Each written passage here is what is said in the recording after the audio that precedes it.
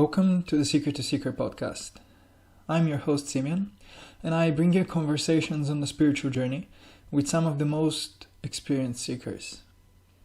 For writing on spirituality, make sure to check out the Seeker to Seeker blog, linked in the description below.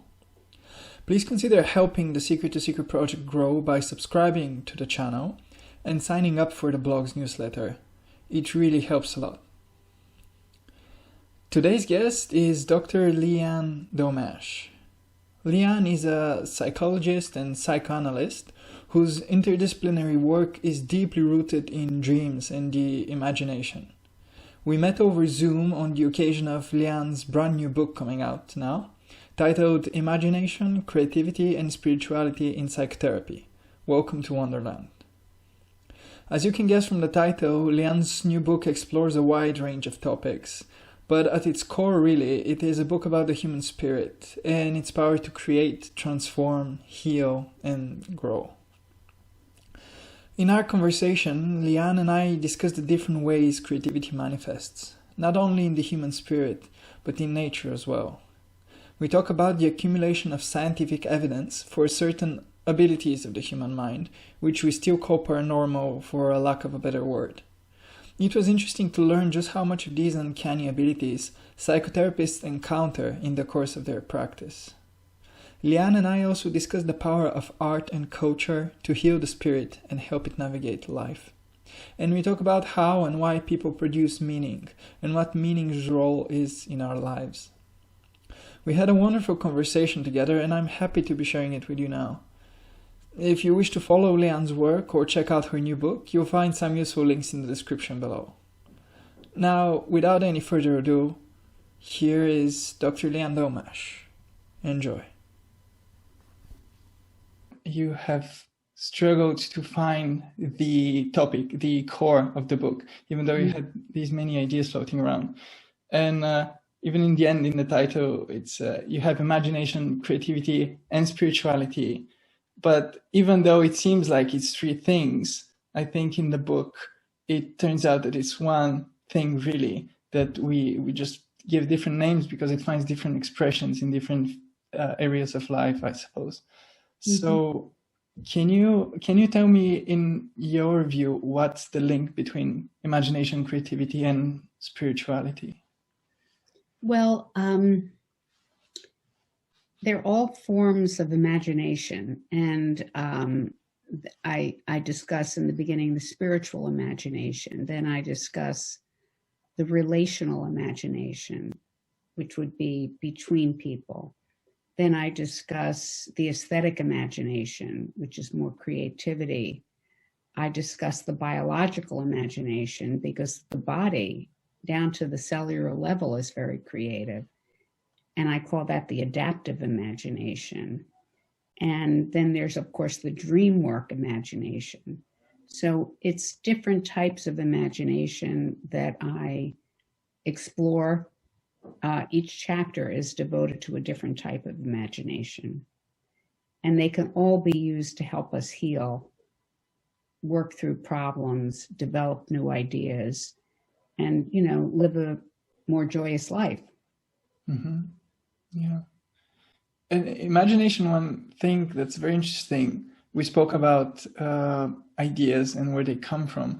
It's very interesting whenever somebody personally gets, comes up with a new idea, even if it's something small, even if it's the solution of a problem in a corporate setting, most of the time, if not always, it doesn't feel like somebody has created the solution, but rather that it has come from somewhere, or that you have found it, that you have stumbled upon it. So it almost feels as if there's this landscape of ideas, and then you just stumble upon a good one. Can you talk a bit more about that? Well, I'm not exactly sure what you mean, but what comes to my mind is, when I get an idea about a patient, it isn't like it's coming from me, my idea, but I hear, and I know this might sound crazy, I hear a voice inside my head that's telling me what to say. It's like that voice found an idea, and then I repeat it.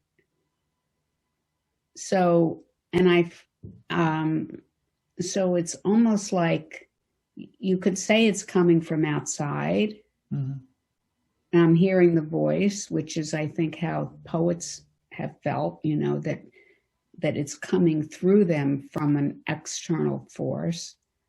Or you could say it's coming from my unconscious or up through my right brain, and it's formulated, and then I hear it. Mm-hmm.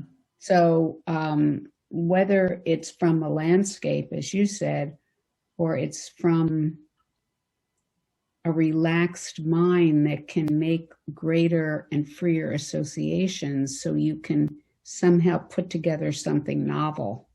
Mm-hmm. Because the left brain is the logical.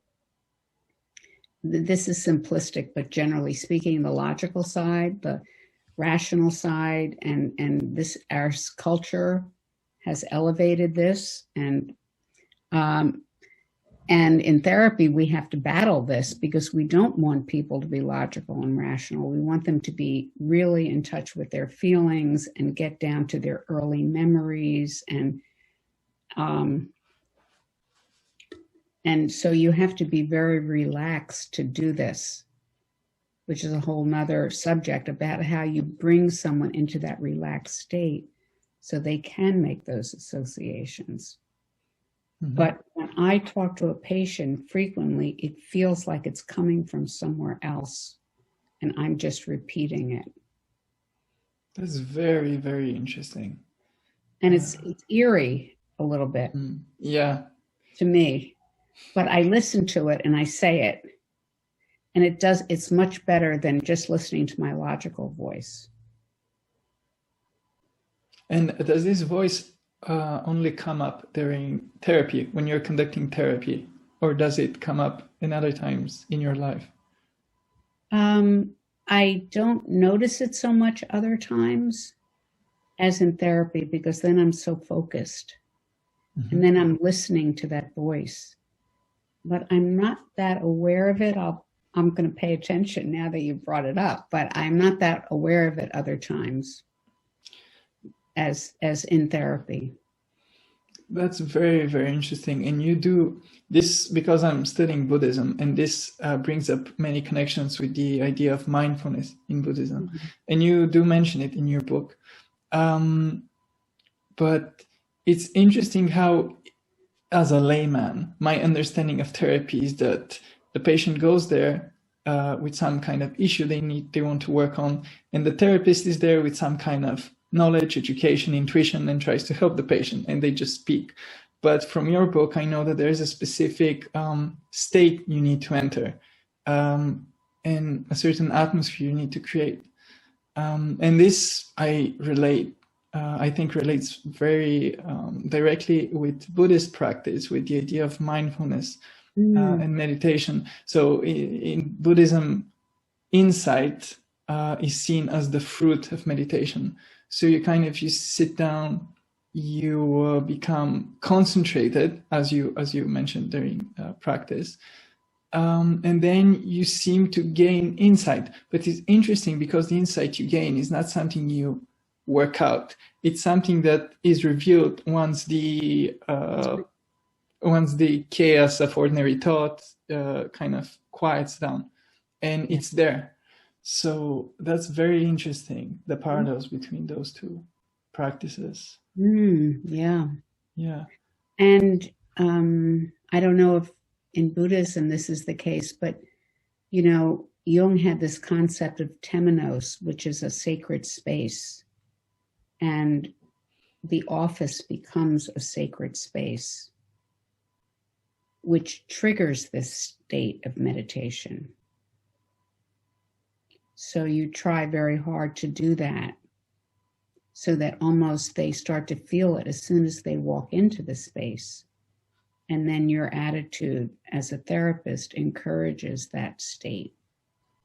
And that's when the boundaries are lowered, as I guess in meditation, so that there can be more mingling of the two selves in the space, so you can really get a sense of what's going on with the patient. beyond the words, Yeah. beyond even the nonverbal communication.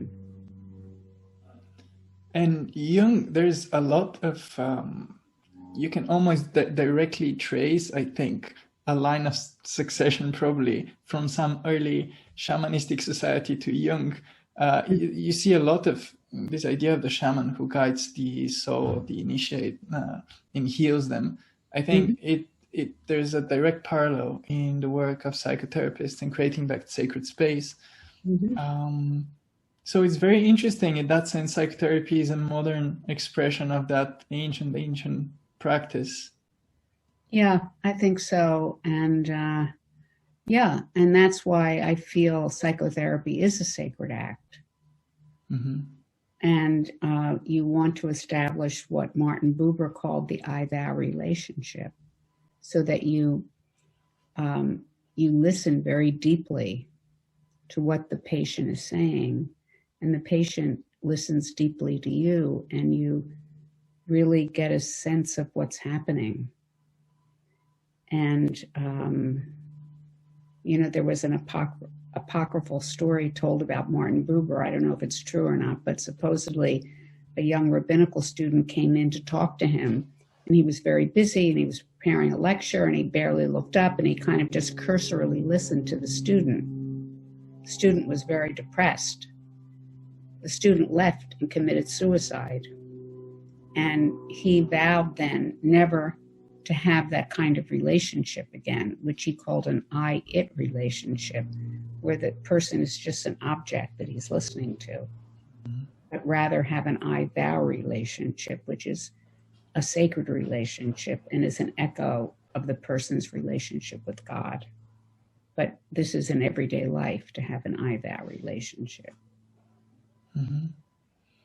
And that sort of careful listening in dialogue and in therapy, but also I suppose even when one is on their own, that sort of opening up, I think it has a big presence in a lot of mystical schools and in the ideas of many mystical thinkers. For example, Meister Eckhart, he would love to say that as long as the more of you there is in yourself, the less of God there is in yourself. So the more you empty yourself of you, the more God is within you. Wait, say that again? So I'm probably misquoting him, but he says, the less and less there is of you in yourself, the more of God there is in yourself. So his formula basically is the more you can reduce the you, the more God can enter you. Or maybe it's not entering, maybe it's this idea of diffusion into God, which you talk about, which I suppose is in the Kabbalah. I'm not very, I don't know much about the Kabbalah, but I do find many connections between it and this idea of, what was the thinker? Was it Bion or Bion? Bion, yes. So kind of connecting to the O, which is kind of that wholeness. So right, the Godhead, he might say, yeah. But it's interesting. It depends what you mean by the you.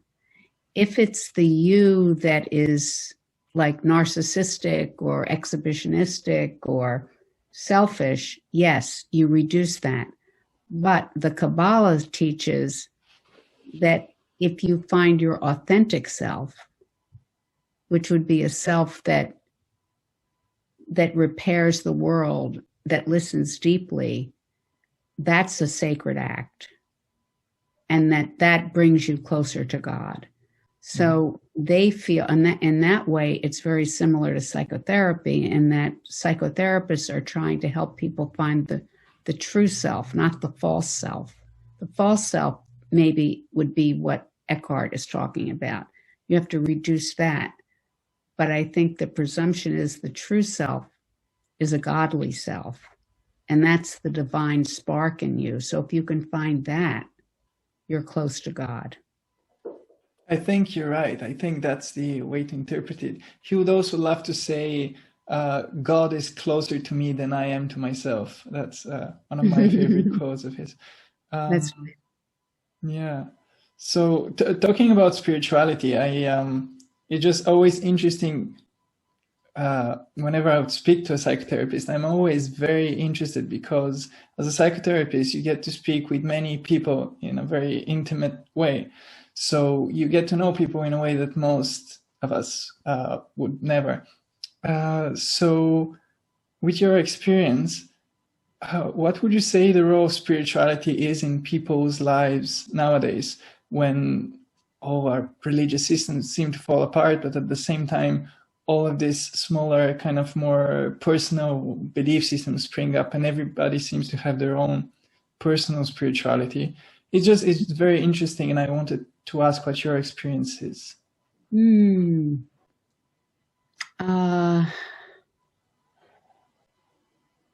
People, I don't find that people talk that much about spirituality directly. A few people do, usually that they've lost their faith. And it's interesting that sometimes I practice meditation with patients for either a small part of the session or even the whole session because they want it and they crave it. And a few people have said that has begun to restore their faith. The thing is that I couldn't generalize about people, but I will say that without some kind of faith, and this doesn't have to be faith in God or faith in a religion, but without some kind of faith, I don't feel that you can heal. Mm-hmm. You have to have faith in, say, if you come to psychotherapy, you have to develop faith in the process, faith in the therapist, faith in yourself. Otherwise, you can't heal. So, of course, there are many people for whom this is very difficult. They're mistrustful, they're somewhat paranoid, they're distant, they're dissociated, they're detached. I would say all these people lack faith and therefore maybe don't have access to spirituality. And you have to bring them into some kind of experience of faith in order for them to benefit. It's, very similar to the placebo effect, which is underrated, and it's very important. It creates all kinds of brain changes that help you heal. And that's based on the faith you have in the physician who's giving you the drugs, or the faith in the medication or whatever. And there have been various studies that show when new drugs come out, physicians lose faith in the older drugs, and then they start to become less effective because there's no enthusiasm on the doctor's part. And then there are all these wild studies. I mean, they did one study, I hope I'm remembering this correctly, where this was with Parkinson's disease, I think, where they actually performed a sham surgery on some people and did a real surgery on the others. And that meant they drilled holes in the skull in all the subjects, but some got the surgery and some didn't get the surgery. They didn't know, of course, which group they were in. And the ones who thought they got the surgery improved, and including riding bicycles around that they hadn't been able to use, that much mobility in years, and they had not gotten the surgery. So it's like the effect on the mind is like stupendous. So, and I think there was a lot of furor about that study because it was very invasive, and I don't think they're going to repeat something like that, but it demonstrated the profound effect of the placebo effect, which is very powerful, I think, in certain diseases. And Parkinson's is one, depression is another, pain, issues from pain, all these things respond to the placebo effect because it changes the brain. Well, then it's very interesting how far this effect can reach, because this study would suggest, or rather prove, that what you believe in can literally shape and the way your body functions. Mm-hmm. Then, of course, we know that there's not really any solid distinction, boundary between mind and body. Mm-hmm. And just so we know, there's no solid distinction between body and world. So in this sense, it's interesting to trace how much a person's faith or beliefs could affect the outside world. Yeah. It's very interesting. Yeah. Yeah. So it's very important that the therapist inspire faith in the patient somehow. And you're not successful with every patient. And I'm a big believer that if you feel you're not connecting with the patient, you shouldn't see that patient, because that connection, which then leads to the faith, which then leads to the meditative state, is totally crucial. Mm-hmm. And you can tell right away, pretty much, if you're connecting or not. Yeah. I wanted to, now that we're talking about spirituality, I was also reminded of there's a chapter in your book in which you discuss how art can heal us. And that's very interesting. I have a personal story about that as well. But first, I wanted to mention there's this great book. It's called Interpretation of Cultures. It's a great book of anthropology, which one of its key ideas, which struck me, was that the exploration of when culture emerged, and this whole idea of that we were primates and then we became proto-humans, then we became humans and then we invented culture, is a fallacy, because as far as we can look back, culture has evolved and grown alongside humans. And the author made the claim and substantiated it that human beings have evolved in a symbiotic relationship with culture. So if you have a human being in a place where there is no art, there is no spirituality, there is no philosophy, that human being would not be able to cope with life. So that culture is an extension of our psyches, of ourselves. And so if we're not able to watch Romeo and Juliet, and if we're not able to listen to our favorite music, and if we're not able to connect with some idea of the divine, we would be crushed by life, or we wouldn't be able to cope with life. Yeah. What do you think about this? I agree. But, it's interesting. It sort of reminds me of what I wrote about in the book about my reading Alice in Wonderland, because I kind of felt like my home was a little bit of a desert.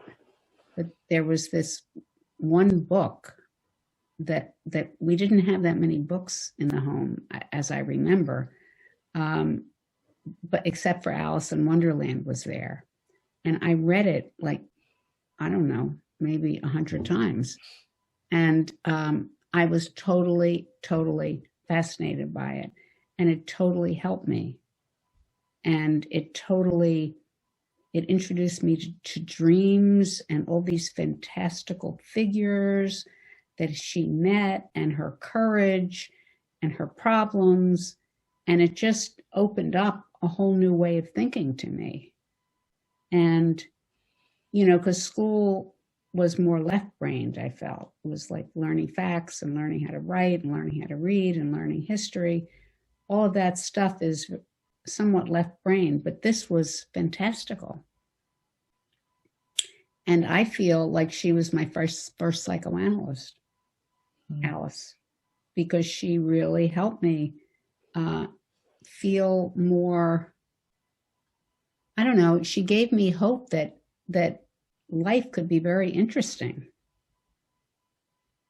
Yeah.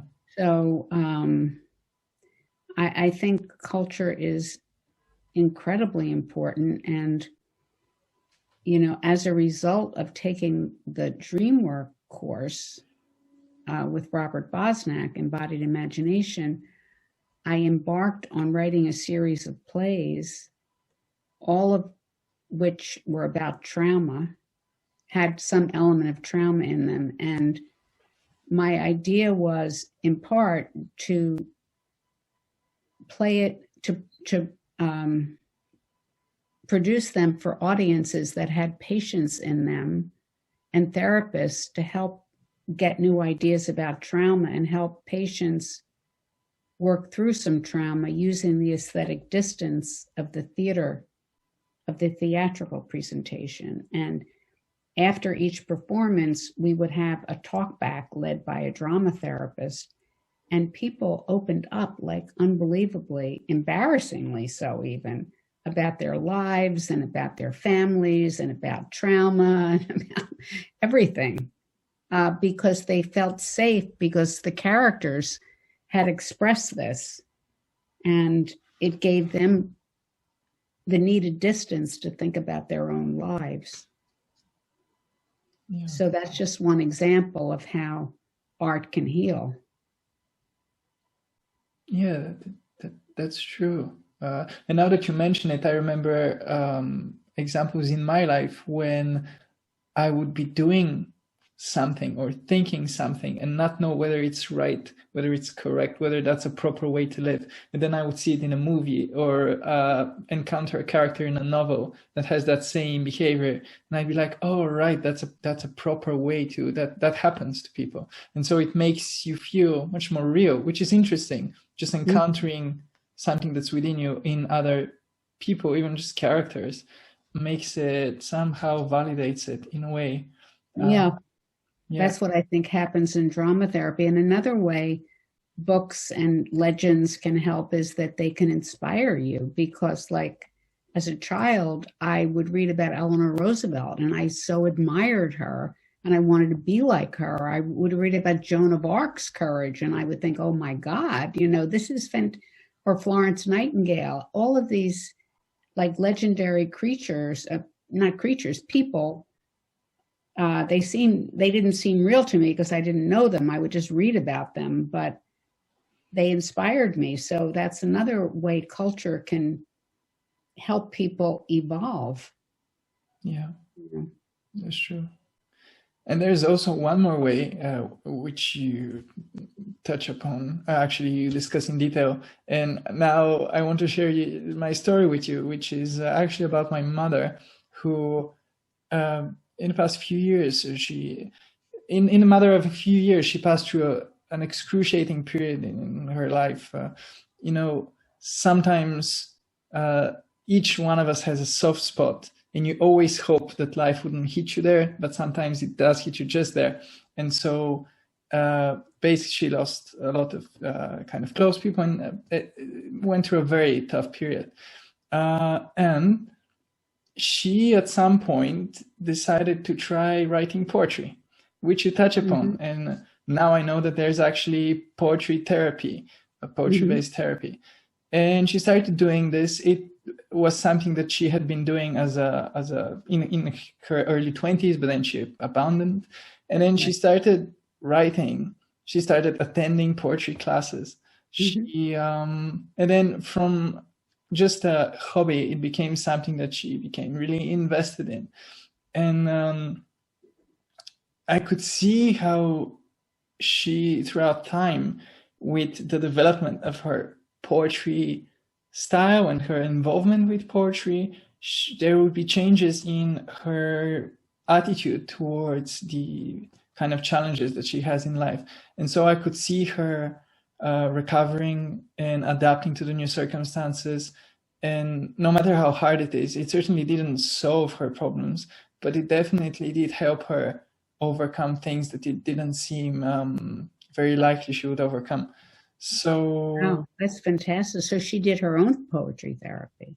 Yeah, apparently, without even knowing about it. Not knowing about it. Yeah, apparently there was something in it that made her feel that it's right for her and that it's good for her in some way. I don't think she's conscious of exactly how it helps her. And in your book, you mentioned that there's been studies that kind of look at that in more detail.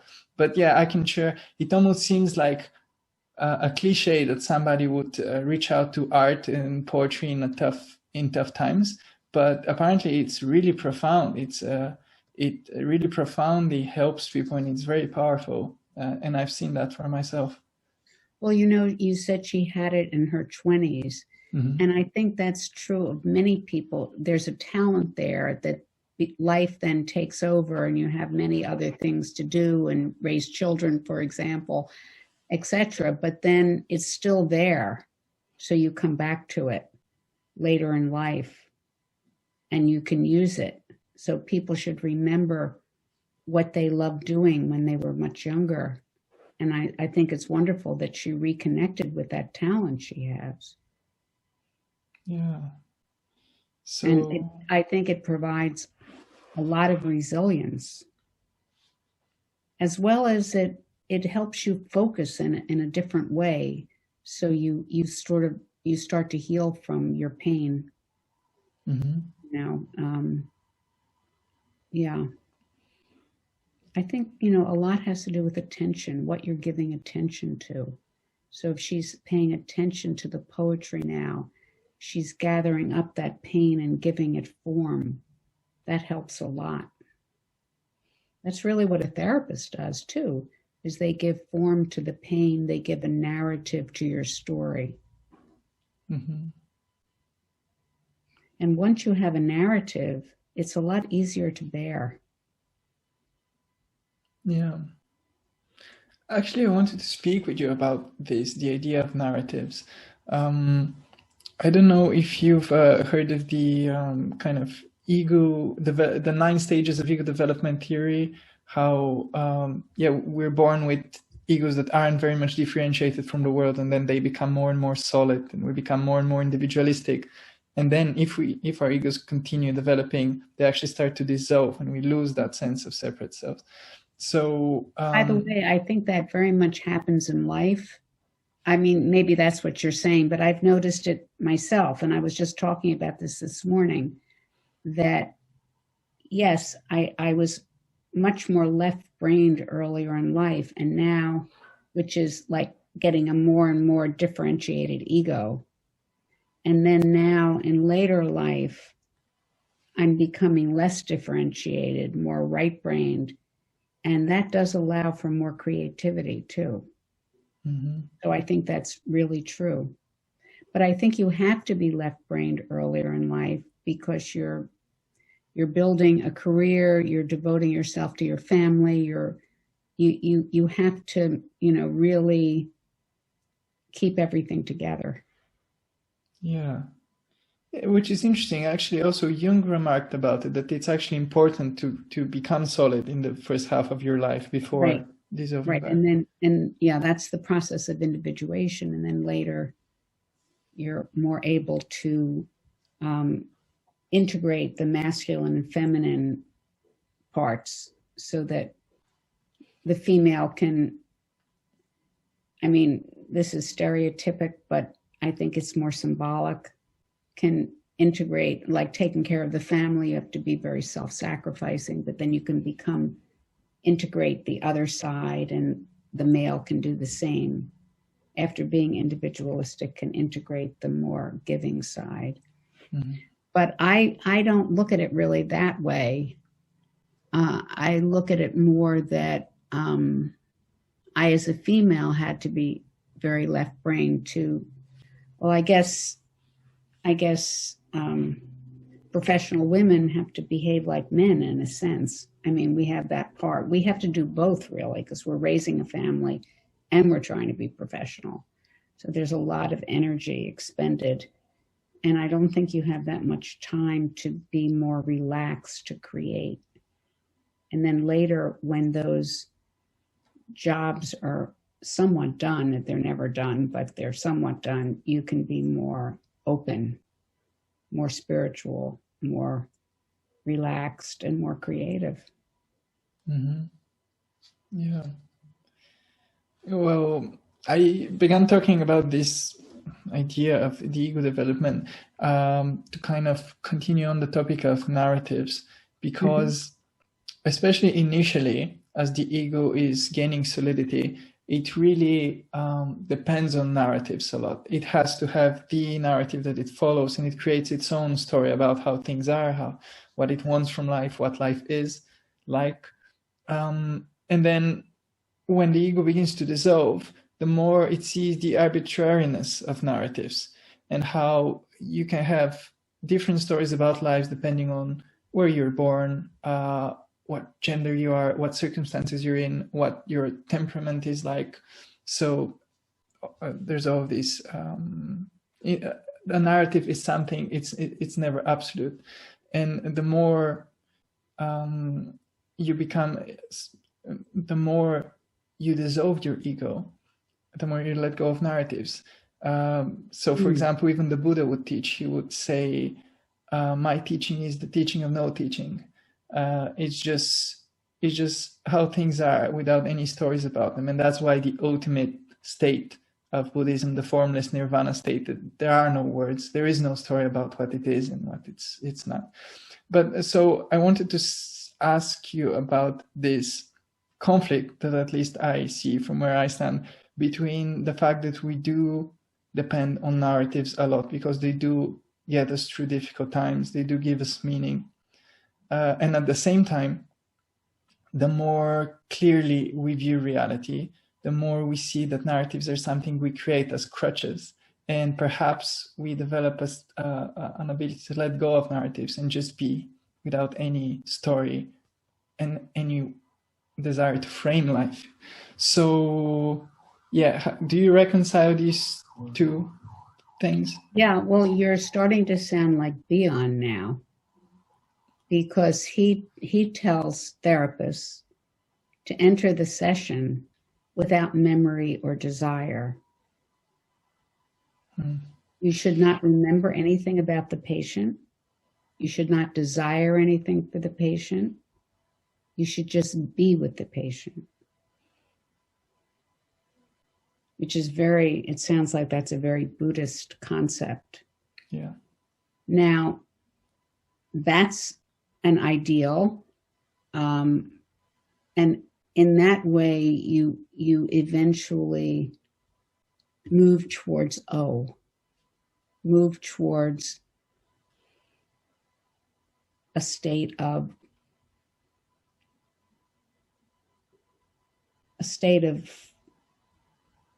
being, which is just like an absolute. But I feel that everything is a balance. And I think that is very important, to not come to a session with preconceptions, even though you may have certain ideas about the patient. But on the other hand, you also have to, at times,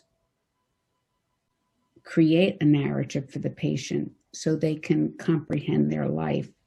From your point of view and the patient's point of view, you come to some kind of understanding for them. So I feel everything is a balance between narrative and being. And you have to know when to just be and when to intervene and create some kind of narrative. And it's an interesting paradox.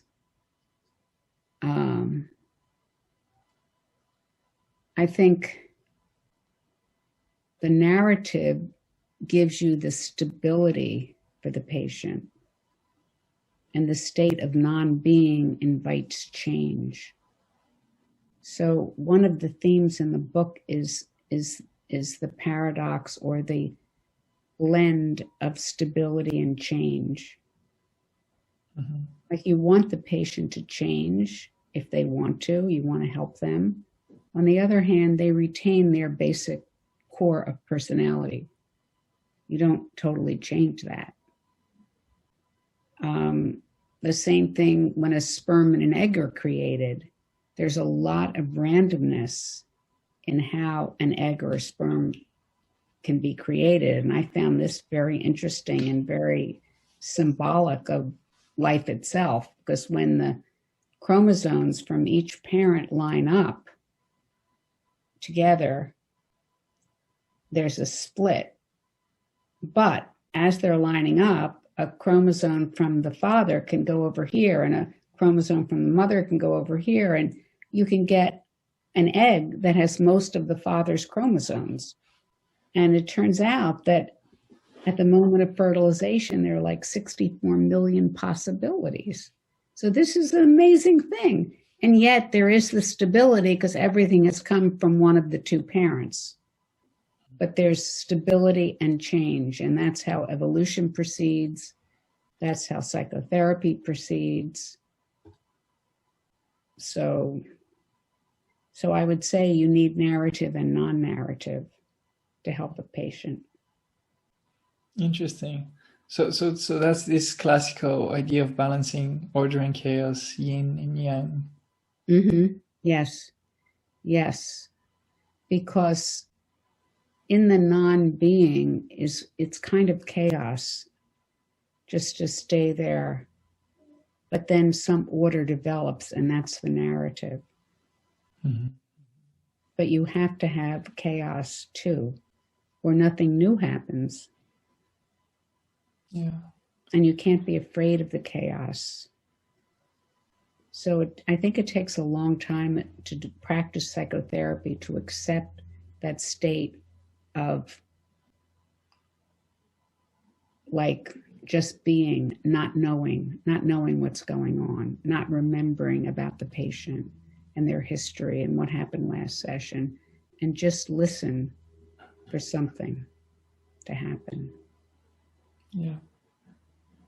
Well, this brings us back to your book, in which you talk about biology and how it expresses creativity, and you also talk about artificial intelligence. It almost seems there's no topic you don't touch upon. But one particular topic that you do discuss, and I am very interested in, is these. So, for example, synchronicity, ESP, the way that subtle information is communicated between patient and therapist without any clear understanding of how it is communicated. So, for example, mentioning something the patient is thinking about without any logical explanation for how you could have known that. And it's very exciting when I get a professional to talk openly about these things, because I know that they're a very touchy subject and you can never talk too much about them, just because we know so little about them, and research into the area isn't stimulated. Right. It isn't encouraged. But it's very interesting. Previously, I had a guest, Dr. Diane Hennessy-Powell. She is from the Johns Hopkins Institute, and she works with autistic savant children, and and she explores and she documents the way that they apparently exhibit ESP abilities. So, and I found a very interesting parallel between something that Freud said and something that she has been led to believe from her work. So Freud, as you quoted him, believed that telepathy is something that must have been an inborn ability of people, which we've lost after which we lose after we begin to speak and use language and so on. And that in the beginning stages, a baby, is able to communicate with the mother in ways that we do not understand. And then Diane Hennessy-Powell, by studying savant children which have not developed their linguistic ability, even though they have grown up, so they're like 8 or 9 years old, but they cannot speak, they seem to have retained their ability to communicate. Fascinating. Yeah, so there was this very interesting story about a girl and her caretaker. Apparently, this ability to communicate in an unexplained way only works with people that these children are close with, either their parents or their caregivers. So in one of the experiments, they would put the child in one corner of the room and the caretaker in another, and they would give the caretaker a string of random digits, and they would ask the child to kind of spell them out. She would press buttons, and she would, without thinking, she would press the buttons with an over 90% accuracy, and sometimes she would press the wrong digit and say no, and then press the right one and correct herself, and that's without looking at the sheet of paper though. So it's really fascinating, and apparently research is coming up, but there are a lot of studies about this, and I don't know I'm not capable of evaluating the design of the studies, but I have read the summaries of the studies, and there are many studies that do document this, and including the effect of a mind on machine. Mm-hmm. That this group of researchers at Princeton described this, where the person tries to get in sync with the machine, almost like you try to get in sync with the person, and it affected the random number generation. They were able to change the amount of X's and O's or whatever it was. They were able to affect the machine by their mind. So, I mean, this is not even two people. So, but they also demonstrated with people, including people who do not even know each other in different parts of the world. I mean, it's fascinating. And the thing is that someday we will understand this neurologically, just like we now understand mirror neurons and how that helps us understand the intentions of other people. And some say it helps explain empathy. We'll understand this ESP more. And Freud definitely believed in it. Mm-hmm. Yeah. But he didn't advertise that because he wanted his work to be accepted by the scientific community. Meanwhile, he egged his colleague and student Ferenczi to do all these experiments. And he kind of stayed in the background because Ferenczi was openly a believer in this. And talk about culture at the time of Freud's writing, as much as there was this scientific atmosphere, there was also a culture of this ESP. So that was very much, there were seances going on all the time and things like that. So both were in the atmosphere at that time. But I just found it so interesting to read some of his papers about ESP and what he reported. Mm-hmm. And he was a big believer. Yeah. I'm going to run a very speculative idea by you now, which is just interesting. One of my previous guests, in fact, two of my previous guests, reported they were both kind of very, how can I say it, hardcore spiritual seekers, and they very much engaged with spiritual practice. And both of them report very extraordinary experiences in terms of ESP, so gaining access to information that they shouldn't normally be able to. So, for example, one of them would talk to me about just driving his car or sitting on a couch, just not really doing anything in particular, and he would get a flash of being somewhere else, being somebody else, doing something else. And it wouldn't be a vision, it would be an embodied experience of being somewhere else, doing something else. And both of them referred to a similar explanation, the same explanation really, which the way that they understand them, and of course I cannot attest to the truth behind their reports, but the way they explain it is that the more closely you are attuned to the now, which is what is happening right now, the more essentially their idea is this mystical notion. You have it in the Kabbalah as well, that God hasn't created the new universe, God creates the universe now and forever. And also Meister Eckhart would talk about how the universe wasn't created like 600 years ago, it's being created right now at this moment. And that God is now and it's here. And that's essentially what they would say, that all moments in time are connected, and because the now is now always. And the more you are immersed in the now, the more you can receive information from other times and other places, because they're all connected into this single point, which is always now. So this reminds me of, in your book, you report a number of instances where you would be just lost in reverie, and in your mind an image would pop up. Then you mention it to your patient, and they would be struck maybe because it relates to them directly. And actually, Terry also mentioned a similar episode to me, in the way that an image popped into her mind. She spoke it out loud to the patient, and it led to a significant change in the way that therapy unfolded afterwards. Mm-hmm. So anyways, that's the idea. What is your experience with this, and what do you think about this? Well, I love the idea that the universe is in the process of continual creation, and creation is now. And the idea of being in reverie, this is a very important concept that some writers have really, developed, like Antonio Ferro, an Italian psychoanalyst. He writes about reverie and the field, which is everything that happens between patient and therapist. Every comment the patient makes, even if it seems completely irrelevant, is part of the field. And the field can dream. And the whole session is a dream.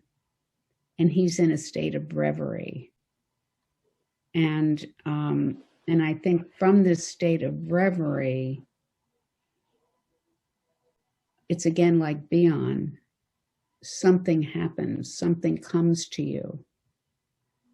And I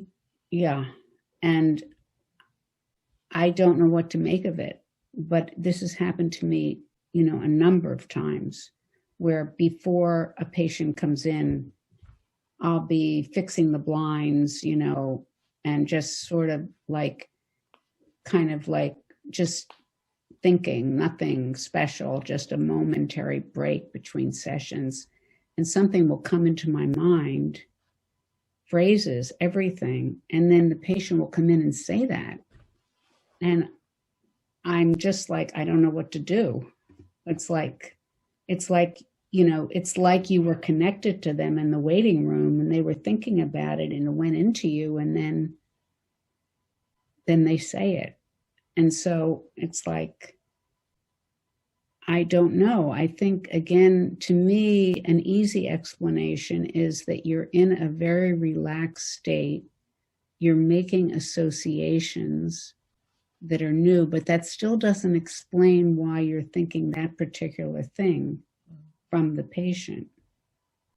And I think I give an example in my book about, like, a patient was like very kind of, this is one thing that I find is very difficult. Patients sometimes talk in a very dissociated way to you, like they don't have feeling in their voice, and it seems like they're just reciting something from a book. And a patient was doing this, and I very much wanted to get him out of this, and like, how do you do it? And I just said, again, this came to me. It was one of those images that just came to me from somewhere else. And I just said, like, red check gingham apron, like in the middle of his lackluster monologue rather. And he just went like this, and he got teary. And he said that that's what his mother would wear, that kind of apron, when she would make dinner. And she was very detached and didn't relate to him. And it kind of brought up this longing in him. Now, I don't know whether I just kind of associated to probably the era of his childhood and where he came from, or I really had an image of something. I don't know, but it doesn't really matter. It says two things. One is that sometimes you shouldn't be afraid to try something. And if you're wrong, you're wrong. As a therapist, I don't mean you should have wild analysis and just go nuts with saying things that are completely inappropriate, but I just felt this might be right. And secondly, the way you're right in what you said is if the patient then has more associations with more feeling. And that's what happened here. So whether or not I got it from an ESP thing, or I just kind of, it was logical, kind of thing. It doesn't matter, because it worked to help him. See, that's what I want in the therapy, for there to be this flow. And when there isn't the flow, something's wrong. Mm. And some patients are really challenges because they don't get into the flow very easily, which is the fault of our society so favors left brain thinking. And this is the whole point of Ian McGilchrist's book, The Master and His Emissary. It used to be the right brain was in charge and the left brain was just helping the right brain. And then all of a sudden, the left brain became the master. And it kind of rules us in ways, it's like a tyrant. Yeah. There's this beautiful sentiment by Eckhart Tolle. He says, sure, your mind can solve crossword puzzles and invent the atomic bomb, but you don't need crossword puzzles. You don't need the atomic bomb. You just need to be happy. So, yeah. But I find it very fascinating how you speak about therapy. And just because, again, if we take a left brain kind of thinking, we would enumerate all the facts we know about psychotherapy, about psychology and neurobiology and so on. And then we could describe psychotherapy in very technical terms. And it leaves very little room for going outside the standard procedure. But when you use such, how can I say it, evocative terms and such symbolic language to talk about everything, it just allows for so much more possibility. And that's very interesting, I find it. Yeah, well, this is another interesting thing, I think, that I tried to convey in the book, is that I think that the therapist can never be a poet, like your mother is a poet. The therapists are not poets, but they can try to kind of attempt to use poetic language with the patient, because that's more evocative, and sometimes even use words that are off kilter, that don't make complete sense. I do that sometimes, because this is what's necessary to shake the person up so they start to think of something new. And I very much believe in that. And whenever I can, I do that with the patient, because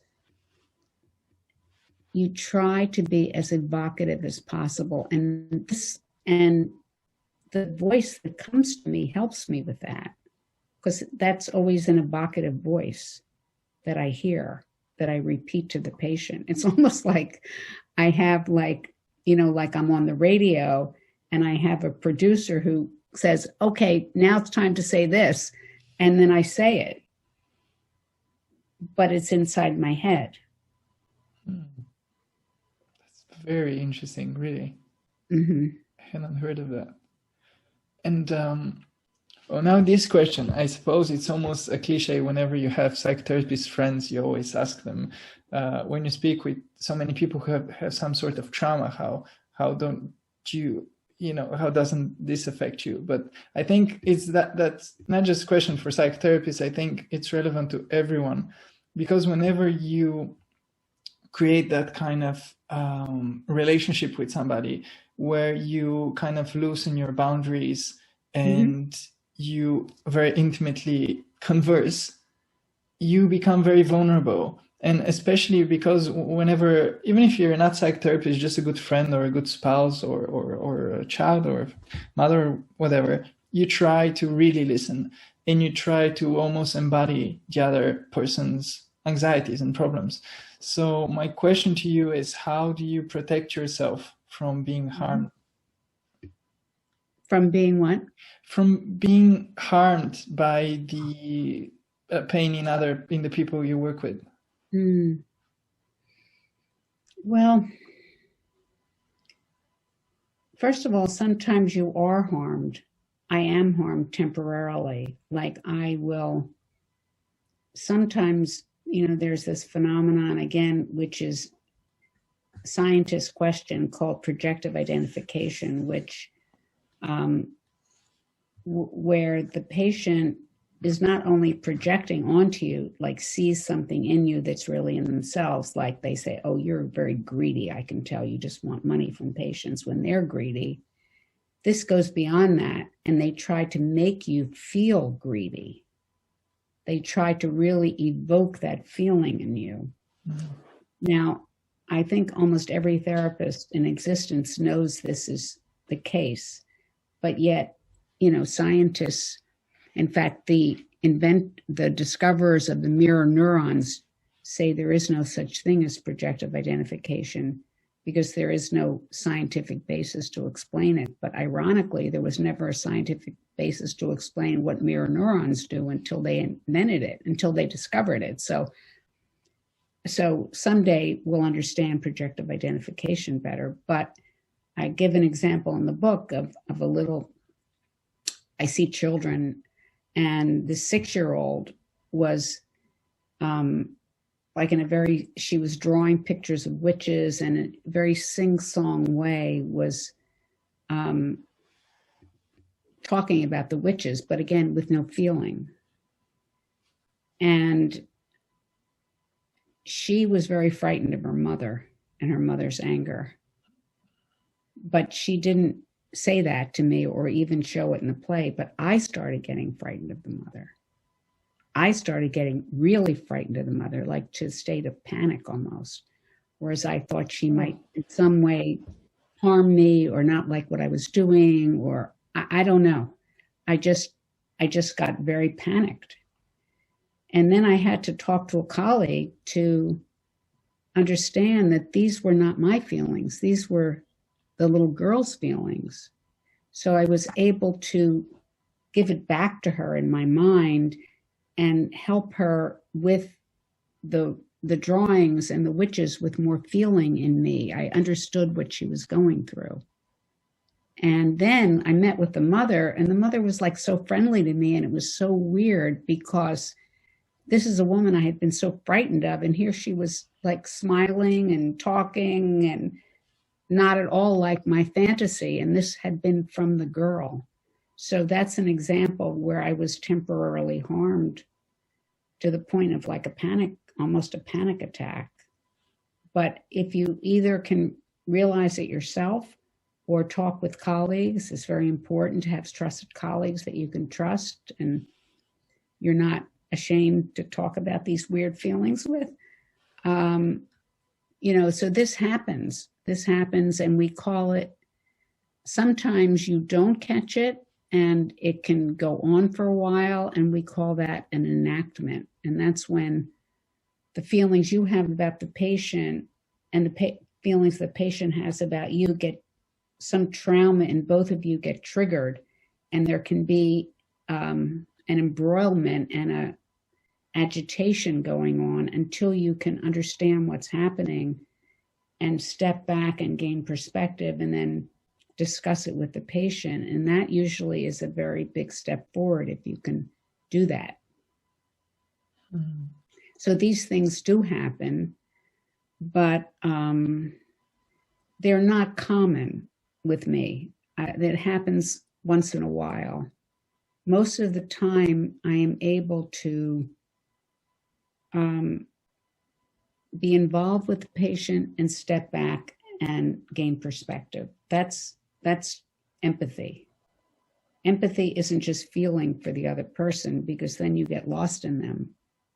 It's feeling for the other person, but stepping back and understanding what's going on. And that's, we call that dual consciousness, because you're always aware of yourself as separate as well as yourself as mingled with the patient. Mm-hmm. That's fascinating. Actually, Jung talks about how to be a true clinician is to almost enter the fires, and you never come out of it really unharmed. There's always a part of you that in some way is affected by the work you do, because it's really risky business working with the psyches of people. Yeah, that would be a good title for a book about therapy, Risky Business. Because you can get swallowed up. You can get, especially earlier in your career, because earlier in your career, the young clinician is not aware of the importance of perspective taking, of then stepping back and regaining yourself. And how does one do that? I'm not sure how to explain it, but you feel for the person, and you sense them, and you understand, and you feel what they're going through, but you also step back and look at it like with a bird's eye view, so that you understand, what's happening, how they feel, but it's a more boundaried position.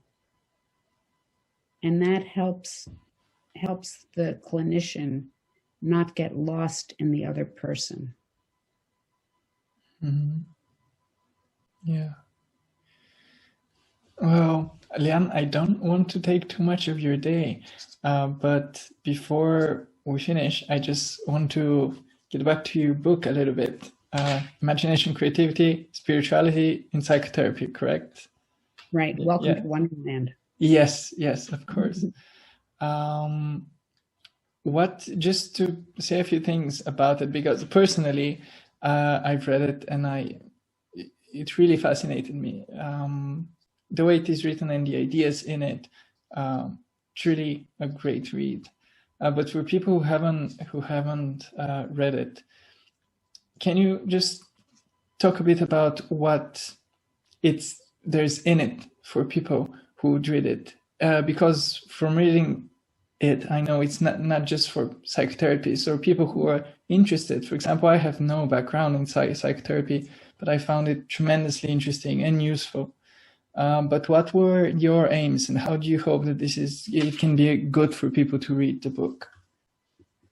Well, I want to awaken their creative desire and expand their imagination. And I want them to have the courage to undergo creative tasks, whatever it might be. It could be parenting their child in a creative way. They could be a scientist, and they might want to look at their experiments in a different way. They could be an artist. Whatever they are, I want them to understand the many varieties of imagination they possess and how they can access them to do something new, to move things forward. They could help their community in creative ways. They can help their family, their friends. I want them to always be getting new ideas to inspire them. And I think that the book can teach you how to get new ideas, because that's what refreshes people, and that's what gives their life meaning. And I really feel that the imagination provides access to meaning, which is what everyone wants. Everyone wants their lives to be meaningful, and they want to be meaningful to other people. I can give you a really silly example. Yeah. Myself. This is silly, but years ago, sort of like you mentioned your mother, years ago, I used to sew when I was in my 20s. And I just got an idea, partly inspired by my daughter, whom I taught to sew, who now has become incredibly good. I decided to start again after all these years. And it's been like a challenge because it's hard. I have forgotten everything, and there are all kinds of new techniques that I didn't know about. And now I've decided to start making clothes for all my friends. And so I am involved in, through the long, dark winter of COVID, and I'm living in the country right now instead of in New York City where I normally live. So that it's start very early, and it's going to be a long winter. And I'm having so much fun making clothes for everyone. And we're having a book party for my book, which, by the way, I'll invite you to. And I'm making I'm making something for each of the participants. They're panelists and a moderator, and I'm going to make clothes for everybody, almost like costumes for the party. And this is just a silly thing, but I'm having so much fun. And I think that just comes from being relaxed, and you get ideas.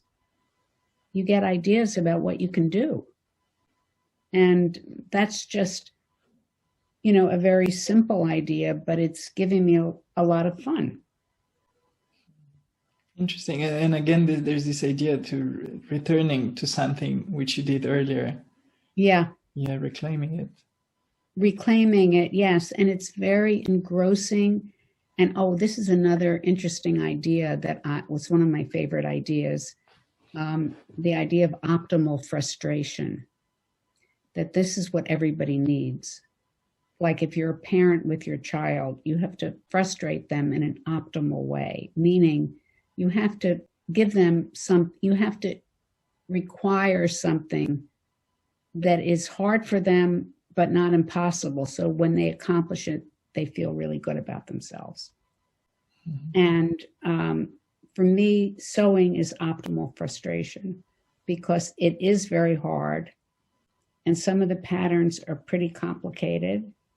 But if you spend enough time with it, the ideas come to you, you figure out how to do it. And what I have to do is I have to look at the instructions and think about them for a day or two. And then I understand what they are. So this is like, it's not so frustrating that it's impossible, but it's frustrating in an optimal way. That's beautiful. It's really a process for you. It's always so nice to hear somebody being really engaged in something. It's really great. And before we close, are there any other upcoming projects you would like to tell people about? Well, you mentioned Terry Marks Tarlow. She and I are involved in a wonderful collaboration, which is half done, which is a graphic novel about how to heal from trauma and how to work with your dreams to heal from trauma. And it's beautifully illustrated by her. And I think it's an entertaining story, but I think can help people. And I think, my feeling is everyone has had trauma, everyone. So this could appeal to everyone.